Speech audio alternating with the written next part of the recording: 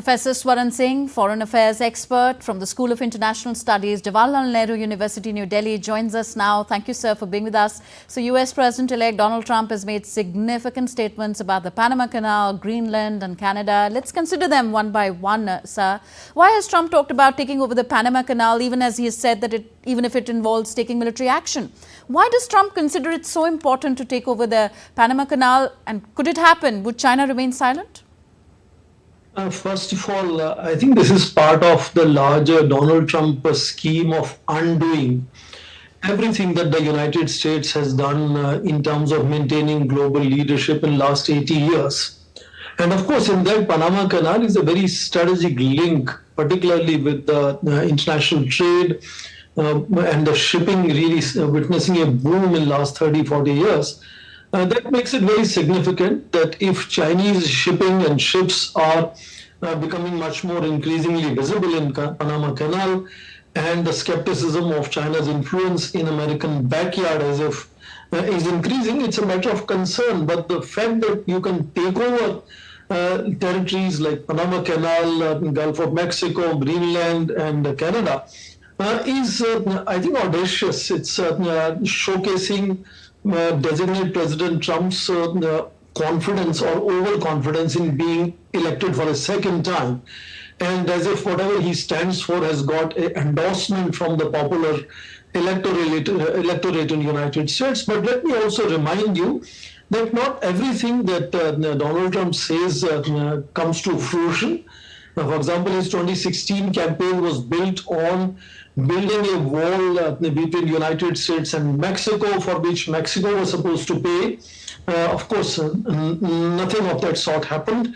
But it's also true that he made the United States walk out of several international major arrangements that the United States was using to emerge and stay as a global leader. So in that sense, it does become disconcerting, and I think several leaders, particularly leaders of those countries, are definitely paranoid. If, in that sense, you have seen some responses, fairly strong responses on the other side. Yes, Trump has spoken of buying Greenland, saying it is important to US security. He's not ruled out using military force again there. The Danish Prime Minister has called this a fantasy.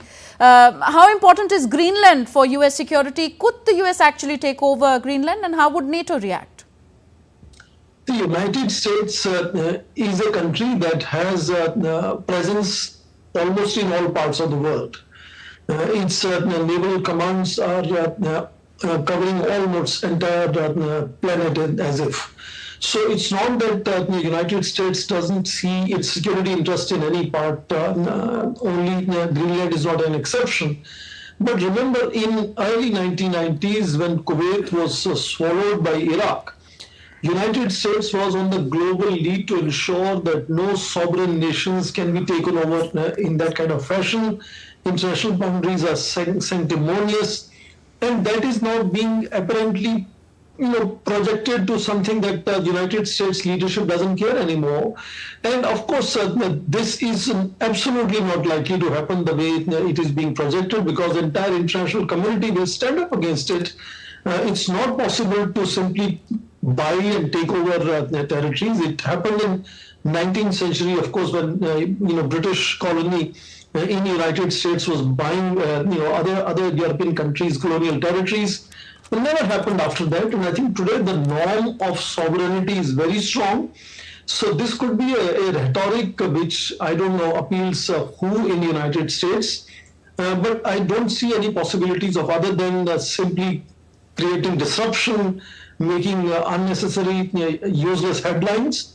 And it's going to make him increasingly isolated, I suppose.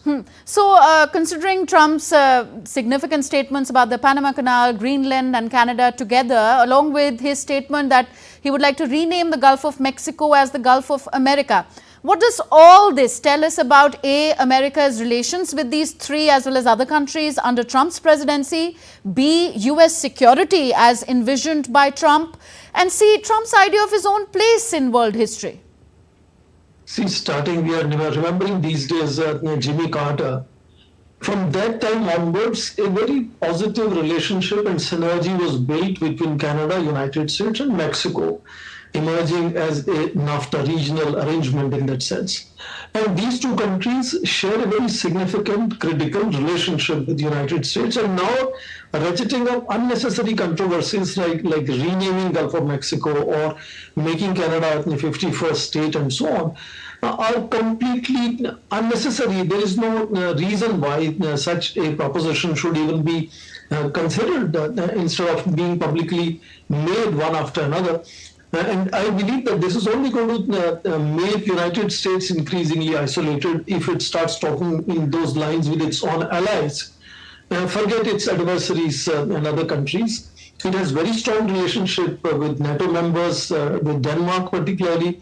It has very strong relationship with Mexico and Canada.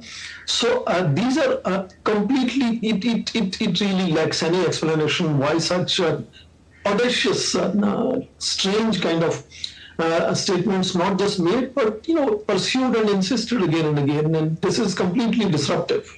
Very quickly, sir, is the world likely to be a safer place under Trump's presidency, or possibly the reverse? Two things. One, United States is definitely the most powerful nation, but it is not the sole determinant of how the world will run.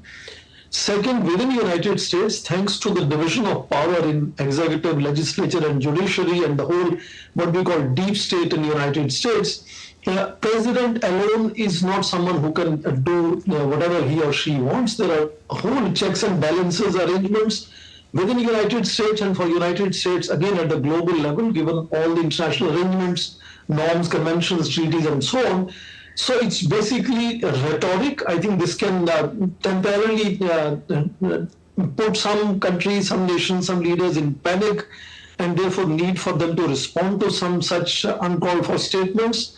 But I don't think this by itself is going to make a world unsafe in coming times. I think the threats of terrorism, climate change, refugees, and so on, those are real threats. And I think the United States can become a global threat in that fashion.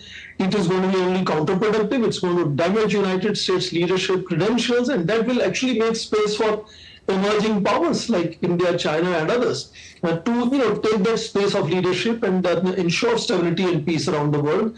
It's definitely going to be counterproductive. I see no reason why this should not stop as soon as possible. Okay. On that note, thank you very much, Professor Swaran Singh, for being with us and sharing all this thought on this rather expansionist approach of Donald Trump.